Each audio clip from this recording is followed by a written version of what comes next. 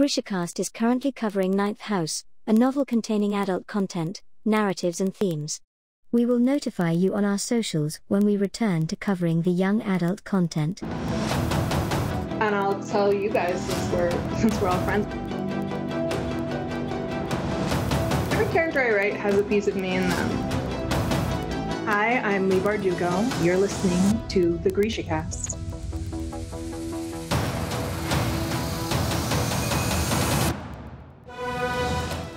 Welcome to GrishaCast, episode 120. In this episode, we will begin Lee Bardugo's Ninth House. And this is your host, Eric. I'm Terry from Nashville, Tennessee. This is your podcast for all things Grishaverse. A world created by our very own Virgil, Lee Bardugo. Woo! Moi savienne, casters. Hi. Woohoo! We have some listener cities. We do. First, we have Darmstadt, Germany. And then we're going to Tobyhanna, Pennsylvania. Yay! Thank you. Thank you. So, it's been a little bit, and I feel like we've forgotten how to do things. how to do things. I agree. I don't know what I'm doing. We're just going to talk and chat and have a little bit of fun. I am really enjoying all the black that's going on. Mm-hmm. It's feeling good. It is feeling good with all the black going on, and we are in like fall colors. Yes. It's definitely like burning up. It's definitely like hell outside. It's very hot. But now it's looking spoopy in here. It sure is. I'm enjoying this. We're living our goth life. We really are. But yes, we have no clue what we're doing, but that's okay. That's all right. I mean, it was a very short break too for it was us to have no clue what we're doing, but that's okay. But in pure like adult fashion, a lot was going on, and so it'll be fun just to kind of have a chat about a different book. It's outside of the Grishaverse, so it'll just be kind of like a friend chitter chat. I think that's what it did. I think that's what happened too. You forgot how to talk. That's what happened too. Okay. I mean, we even got out of Lee's Grishaverse. Mm-hmm. We're still in Lee's mind, but yes. we're in her other realm. We're in the real world, but we're in a different magical world. We're out of the Grishaverse. We're in Yale, which is so different, which is phenomenal, and I love it. It's really cool. So we will say this because we are gonna have to. Of course, I know you, but we're starting Ninth House, the adult fantasy novel, and yes, Lee's adult debut, which is a fantastic novel. It is so incredible. And oh my gosh, it was such a great fantasy book. And it's such a great, really cool book. It came out in, when was it? Was it 2019? No, it was right before, I think it was 2019. Yes, it was 2019 because it was right before COVID. So there's nothing bad in that's going to happen in this episode, but just so everybody's clear, this isn't like something. I mean, we're probably still going to be as nice as possible about the words coming out of our mouths, but there's going to be some more adult themes and things. Yes, this is not a young adult. This is definitely not a young adult novel at all. So this is not, this is not a young adult book. We will be covering themes that are not Grishaverse at all. So if that is what you are expecting, then turn this off and don't turn it off. Just listen to us. Just when there's no young children in the room. Yeah, we promise there will be something at the beginning of there will be something at the beginning of each podcast letting you know when we are back covering young adult stuff. So there will be a warning, so you'll know. And anyways, yeah, so just put your headphones in. Yeah. Listen to us when the kids go to bed. Exactly. This is an incredible novel. This is an incredible story. So enjoy. And this is where Lee is taking us. And she will be. This is an incredible universe, and we know this is where she's going for a while. The sequel is being written. And the sequel, there's even going to be more. This is where she's going for a little bit. And that's exciting. I'm really excited to see more of this. And anyways, now I get to finally ask you, girl, what did you think? I did enjoy it. Yeah. Yes. Okay. I mean, it's very different. It is.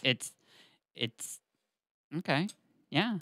So I did enjoy it, and we'll get into it like a little more like as we talk about the chapters and whatnot. Before we got into it, I was gonna ask you if you did anything interesting or fun during the break. Okay. Well, sure. Okay, well, let me think. I mean, if not, then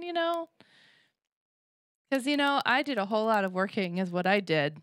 Yeah. Yep. I work with animals as a second job now, so I get to play with with all kinds of animals.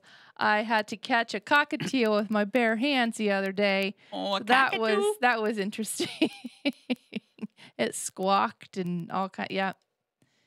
Oh, a cockatoo. So basically, that's what I've been doing is working and making that coin. Make that coin with cockatoo.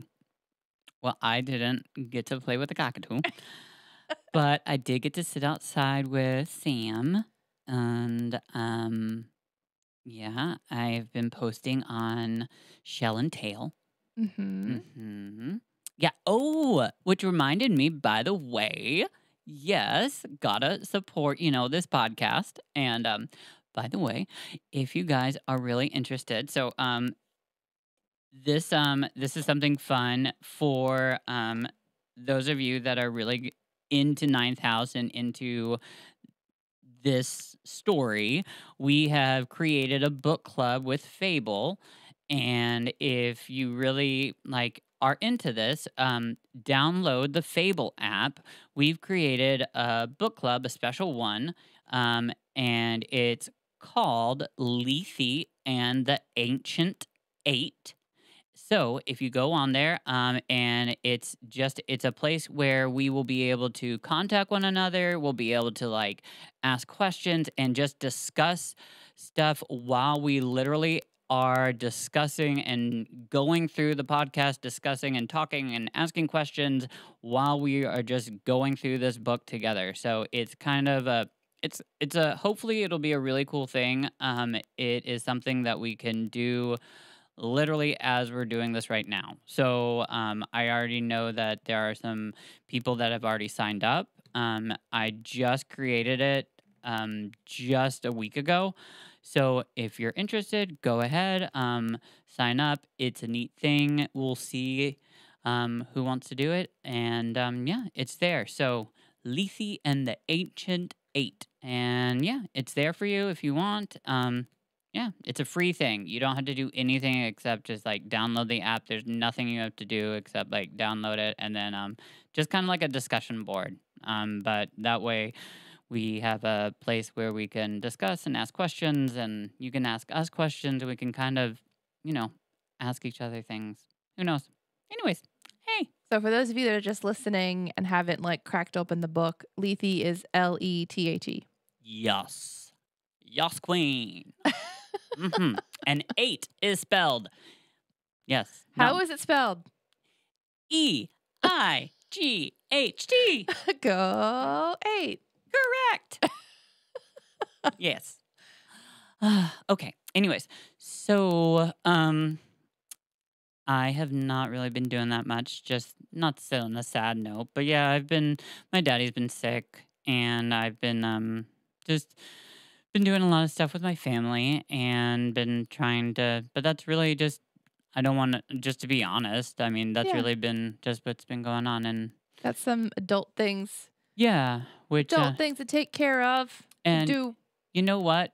I am going to give a shout out to someone that is awesome. Rachel. What's up, Rachel? What is up, Rachel? Who, by the way, was so cool today.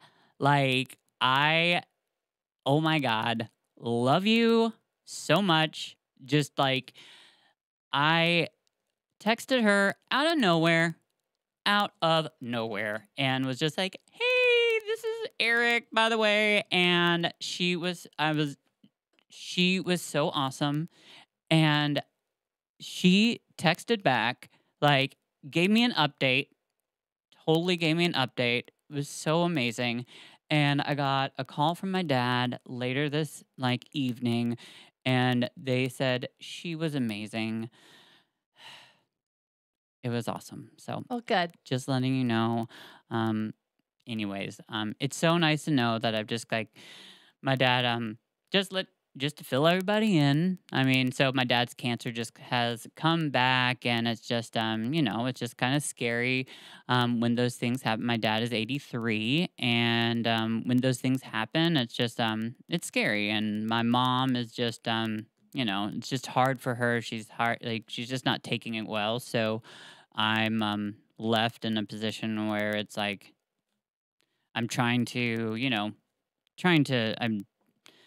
hammer it all out, and I'm having to be the adult and trying to figure it all out. And anyways, it's hard, but it's nice when I can have people help me and make just some things easier on me. And it's nice to have some people out there, some friends that just can make some things easier on me. And it's really nice to have some friends out there that just take care and make those things out easy and love me. And anyways, I know I'm letting the truth out there like that, but hey, that's the kind of person I am. And anyways, love you guys, but that is what is going on. And you know what? It's the truth. And hey, anyways, so.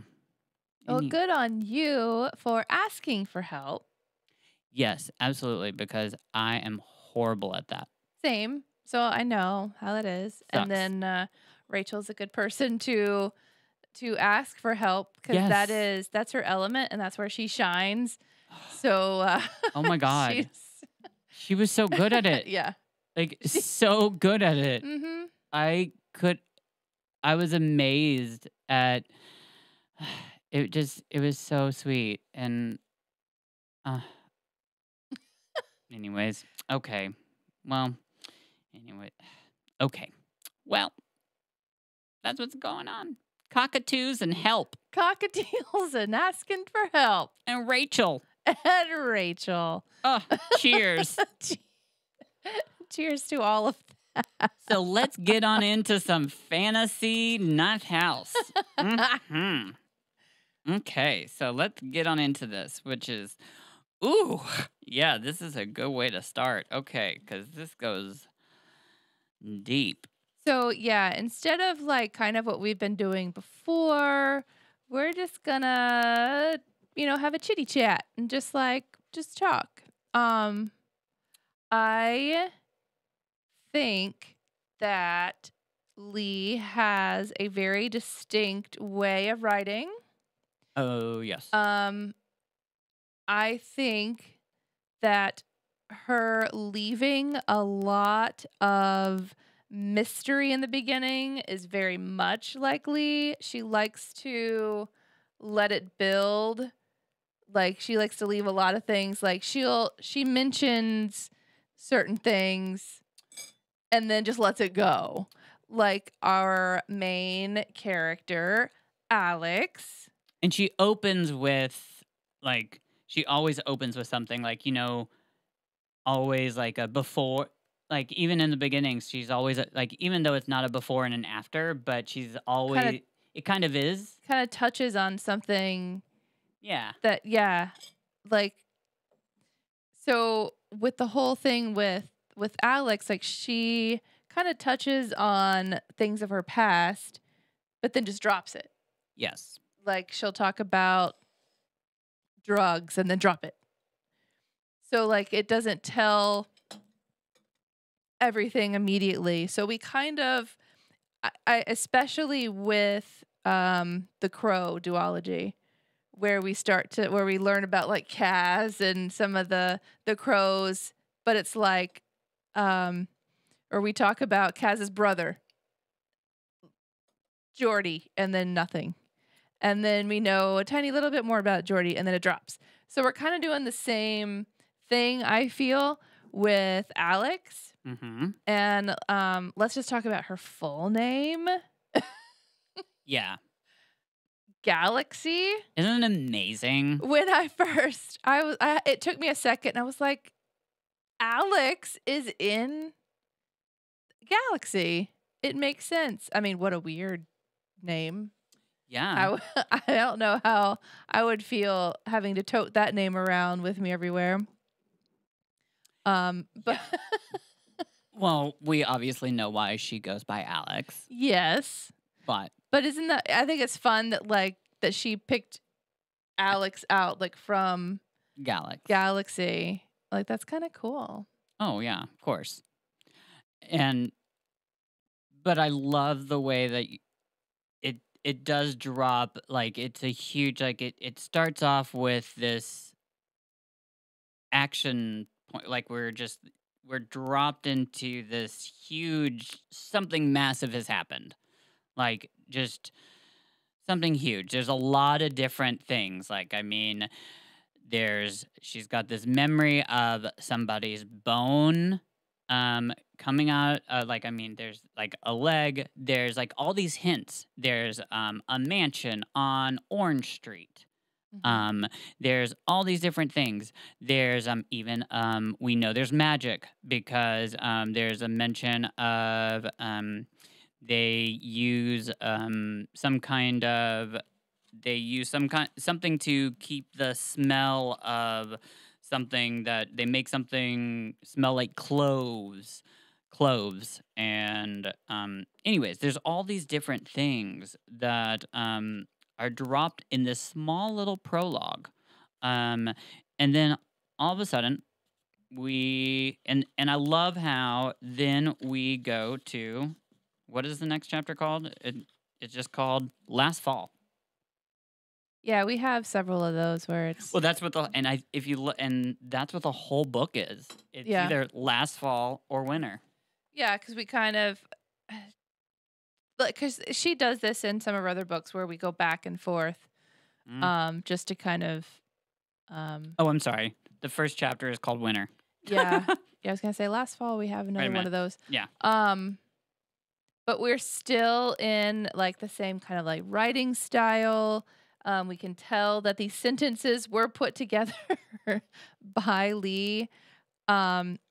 In the beginning where Alex is running through Yale, and we're not sure why yet, but where it just talks about how she's taken off across the campus. She's trying to get to the SSS building. There's one sentence in there that really stood out that was like, it's very thought-provoking and it's very Lee. She had an eerie sense that they were dreaming her, a girl in a dark coat who would disappear when they woke. It's like a feeling we've all had before, where you're just you almost dissociate, where you're kind of just you're running past people and you're having this sense of like, do you exist to other people? And she talks about it being like a sleepy kind of feeling, and that's what Lee is good at. Yeah, is kind of explaining these feelings in words that we wouldn't think of. Yeah. a quote from one of my favorite artists is that there are no feelings that have been unfelt. So any feeling you have is not special. Everybody has literally had that feeling before. And so that's beautiful in a sense that we're connected to everyone, but it takes artists and writers, it's their special ability to put those feelings into words. And I feel like Lee does that very well. And beautifully. Mm-hmm. And you're right. It's gorgeous. So what she's racing to is this like ritual. Oh, yes. Where they're taking this person's intestines out. They're like splayed out on the table. The prognostication. Is that right? Prognostication? Mm-hmm. Yeah. It's this, yeah, it's a hidden, it's a hidden and secret society thing, which is insane. Which, and, like, we learn that they take apart these bodies to basically read. Oh, yeah. The entrails. Oh, the bowels. To better foresee the stock market. Oh, yeah. It's for money. Yep, they're not. It's for money. And it's all spoken in Dutch. Yes, and it's yeah, it's a specific society. Mm-hmm. And there's one guy that actually is reading it. The Harsbook. Yeah, he's the guy in charge. The guy that's reading it is the Harsbooks. Haruspeks.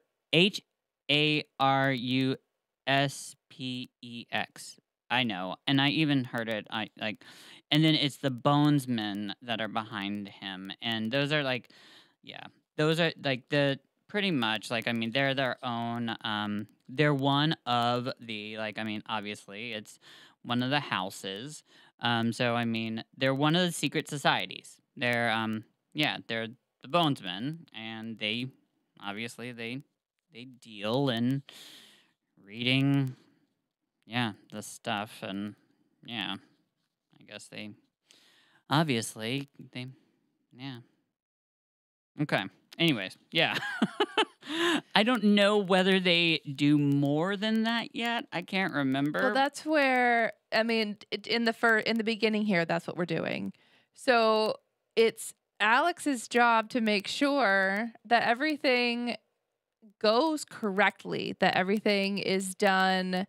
Nothing goes wrong. Yeah, that everything is like done in the manner of like procedure and practice it's supposed to happen. And then the weird thing is, as she's standing there, trying not to vomit everywhere, this is where we first hear about the Greys.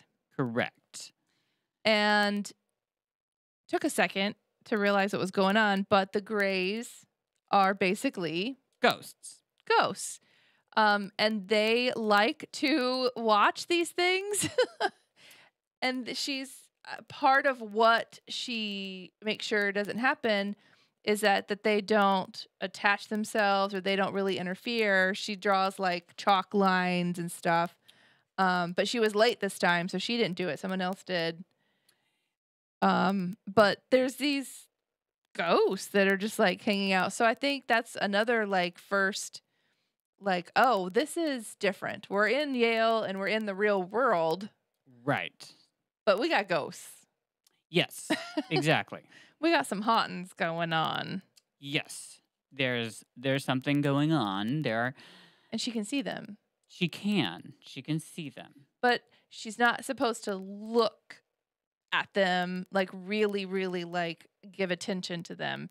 Because she's also got these memories, and she's speaking, like she's not speaking to them, but she's got these memories of this person that's flashbacks of Darlington. Mm-hmm. Like that's kind of like she's talking about, or she's thinking about this person named Darlington, who obviously trained her. Yes. And in the next chapter, we hear more about him. But I mean, like, it is in this chapter who trained her a little bit about how to do this, and she misses him. She's kind of his predecessor. Right. Like, they choose a new one every few years, but she came early. We'll learn more about that. But, like, yeah, she's kind of like his predecessor. And she clearly thinks a lot about him. She does. Because she thinks about him a lot, and she brings that name up. She brings him a lot. And she misses him. Yeah. And I think she, like, there's a point where she feels like he left too soon, or, like, I mean, like, she feels like there's a feeling like he shouldn't have gone as quickly as he did, or something. Like, yeah, there's a feeling like she doesn't feel like she should have been left alone to do this yet. Exactly. Yeah. Yeah. So. Yeah, so, and I also get the feeling that there's probably a romantic connection there, like, just. Yeah. Just from the very beginning, even, just because, like, she can't stop, like, saying the name in her head. So I mean, come on, Darlington. Yeah. I know. I mean, even the name. Yeah. Darlington. Okay, but let's get to the creepy part of this anyway. So, I mean, already. Okay, so we've got, besides the fact that they're reading NASDAQ stuff through someone's bowels. Yeah, they literally just have somebody's, like, intestines, just like. So she's looking at the ghosts, making sure that nothing already is going creepy.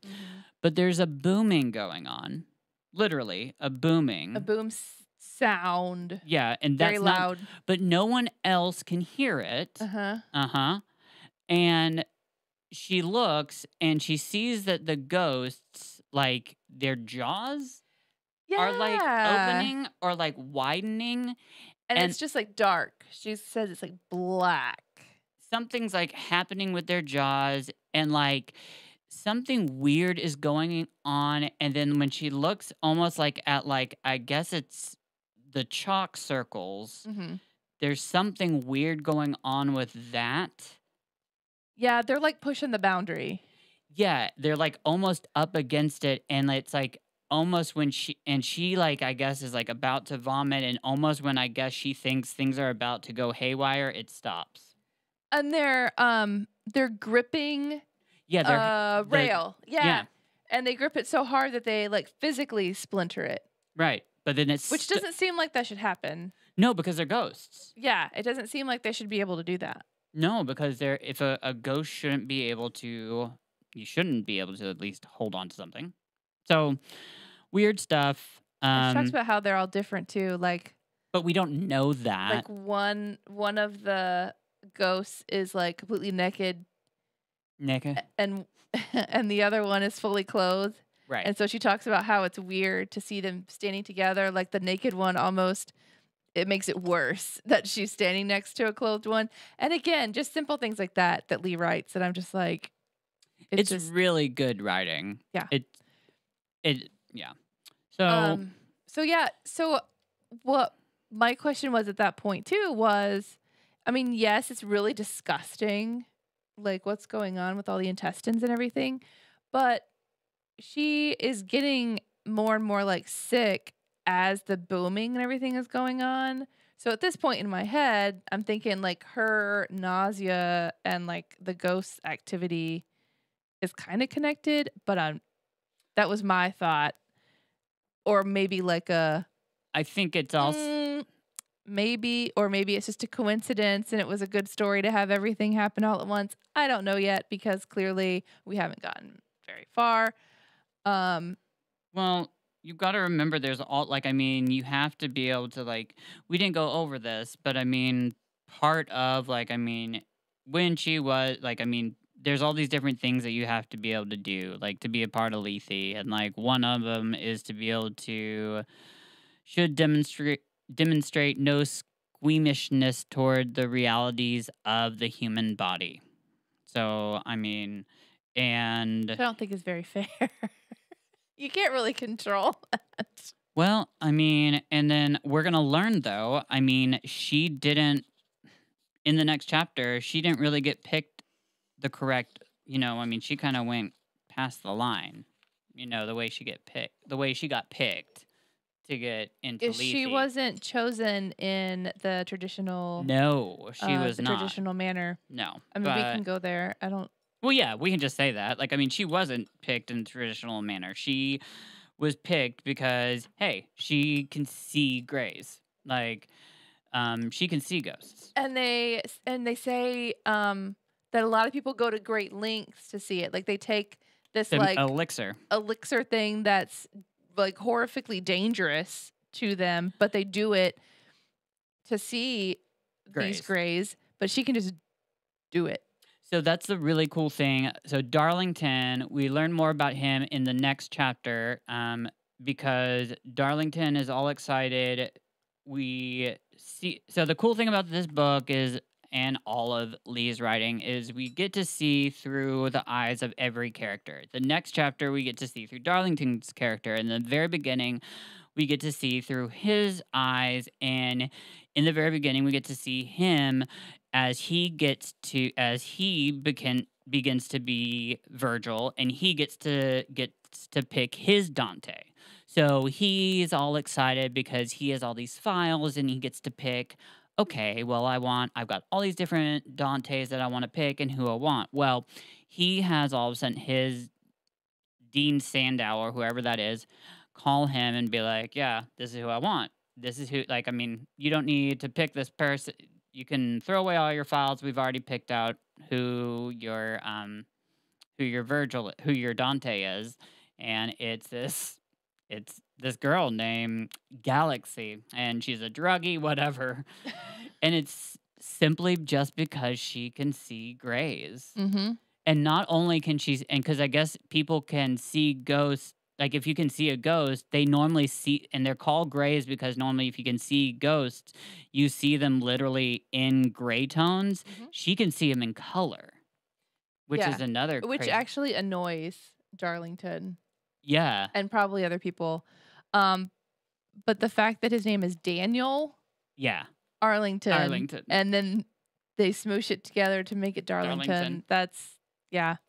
And then the fact that we have the different names of the jobs, like Dante and everything else. Obviously, Dante, what comes up to mind. So what book what book is that? I'm sorry, I've never read it. What book is it? It's a book, isn't it? It's based off. Yeah, it's a story. It's the 9 Circles of Hell. Yeah. And so Inferno. So you've got, it's a poem. Oh, it's a poem. So you've got like the different characters in Inferno are the different positions in the society. And Dante is the one that leads them through all the levels of hell. Dante is? Mm-hmm. Wow. Okay, so who else do we have? Oh, I'm sorry. So who else do we have? Virgil is the one that guides everyone. Dante is the one who takes the journey through hell. Okay. Do we have? Okay. Is there anybody else that's even? No. Okay. I mean, we'd have to like really read through. But he says in the thing in the story that the names come from. Yeah. So this poem. Okay, because there's probably because there's 2 other characters that we get through later. Maybe that. Okay. There's a Dawes and but that must be. But that's the name. That might be from something else. Okay. Anyway. Yeah, so that's where Dante's Hell, Inferno, all that. Cool. That's where that comes from, which doesn't surprise me because Lee always has 800,000 layers of everything. Correct. Yeah. She has a fun way of tying things together. Yeah. Mm-hmm. So the important thing that we do have to make sure that we touch on at the end of this whole prognostication thing, though, after all that happens, though, it does end. Everything is okay. Like, I mean, it does end weird. Like, I mean, she vomits. I mean, but like, the patient gets sewn up. Everything's okay. She's exhausted, and something weird to touch on though is like, I guess so. whenever they do those kind of things, though, it's called the veil, which is very neat. I love it. Which is very Grisha. It is. So, like, I mean, it's going across the veil, which is like, kind of like hellish or whatever. It's going across the veil.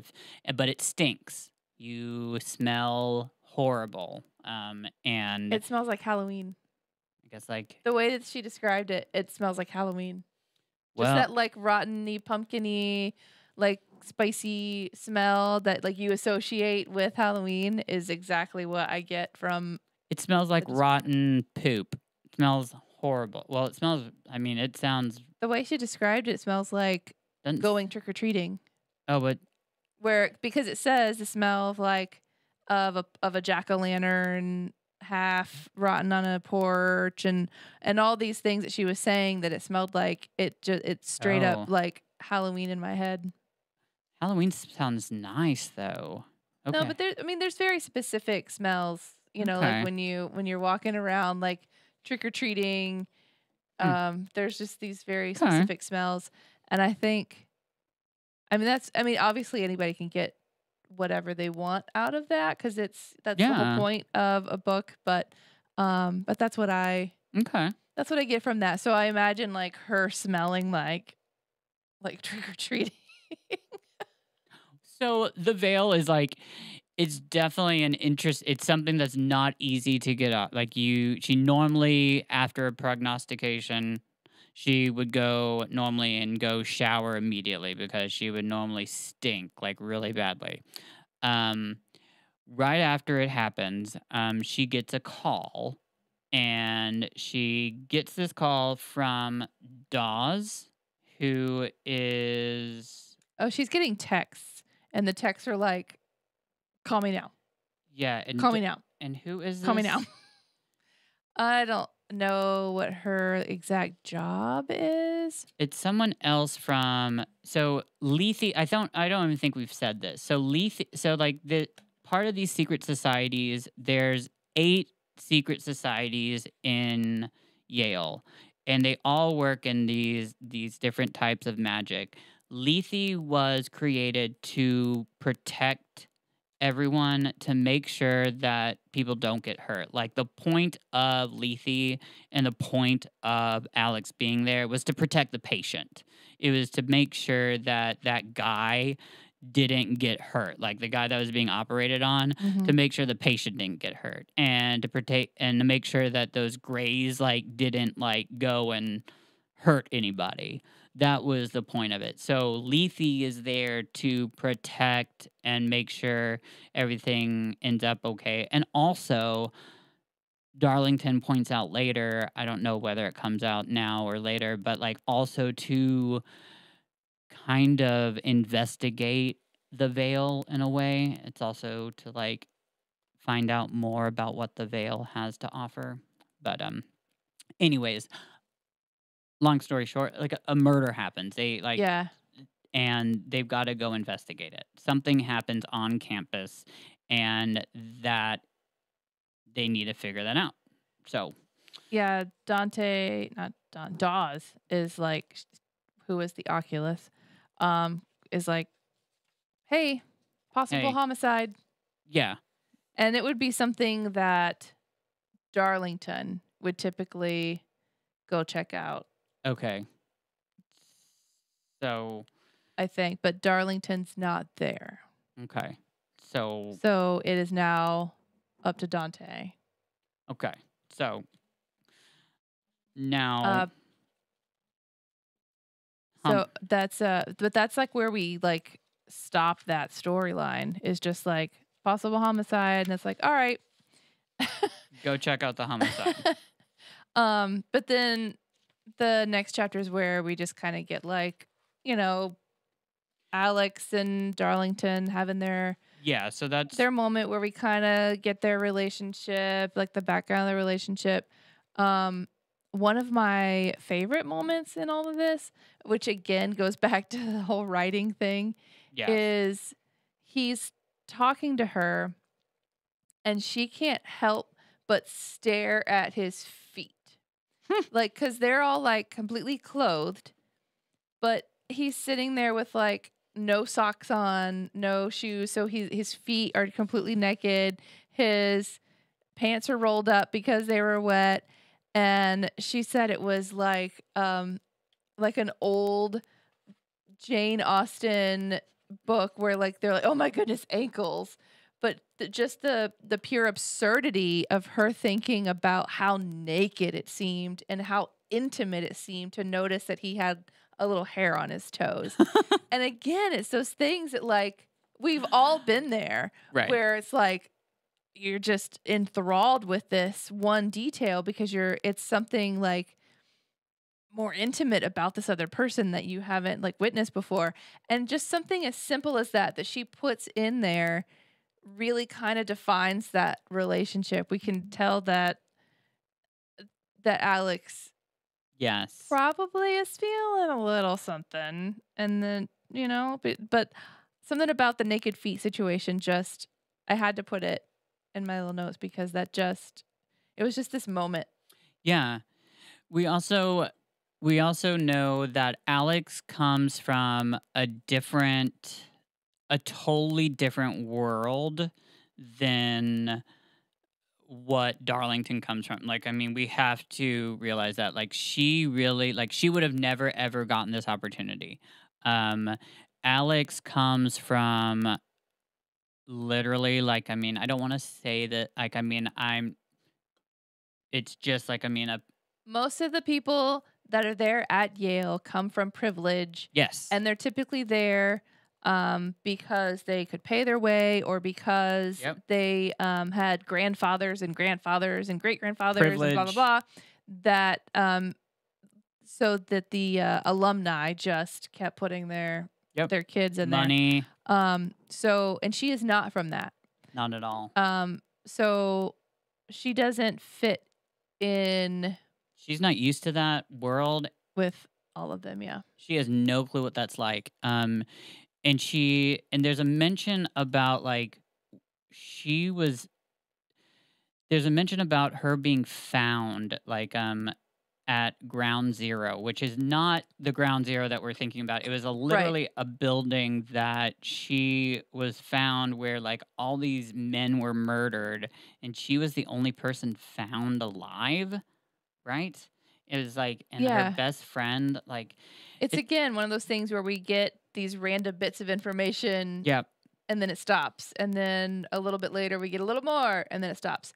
So we know that, but this Ground Zero basically is like an event. Yes. Instead of like what we think, like what not, us Americans call Ground Zero. Yeah.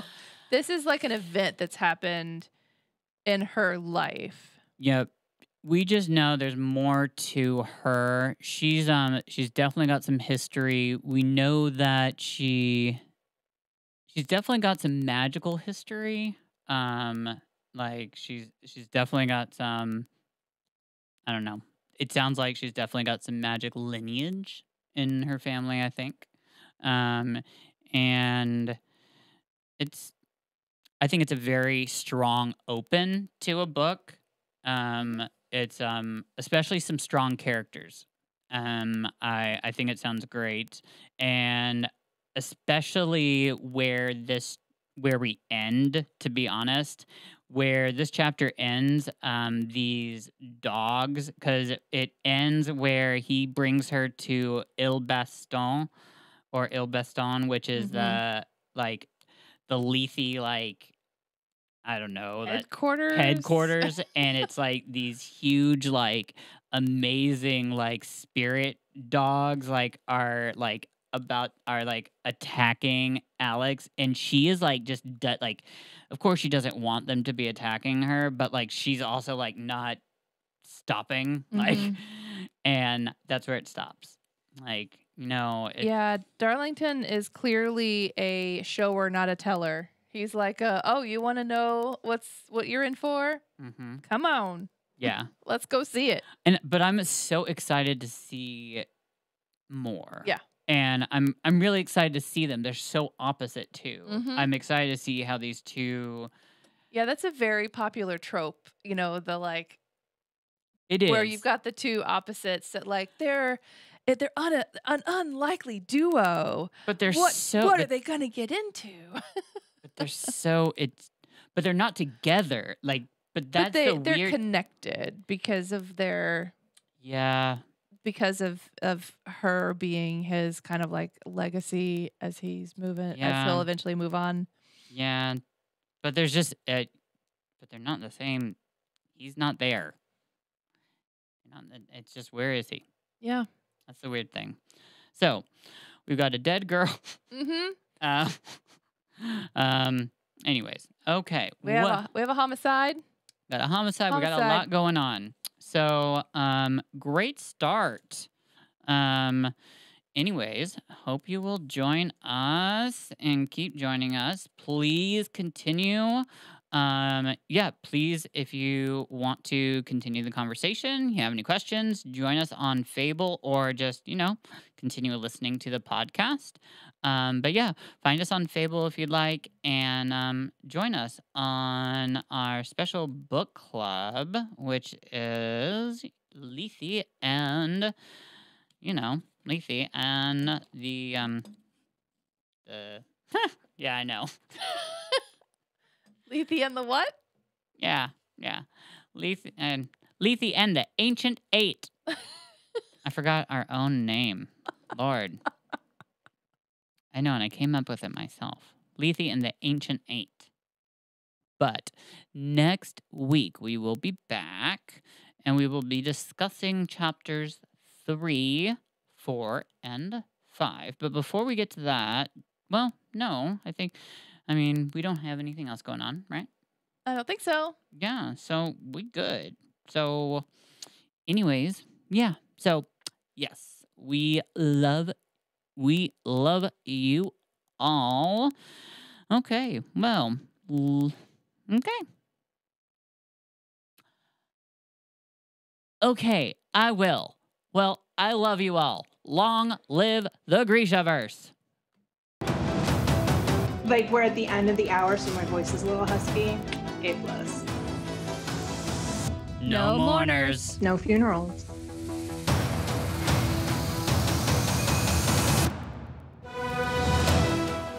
This has been GrishaCast. Connect with us on the web at GrishaCast.com. Send an email to info@GrishaCast.com. Follow us on Instagram, Twitter, Facebook, YouTube, and TikTok at GrishaCast. Yay! Thank you to our staff, Chris, Michelle, Alex, and Brenda.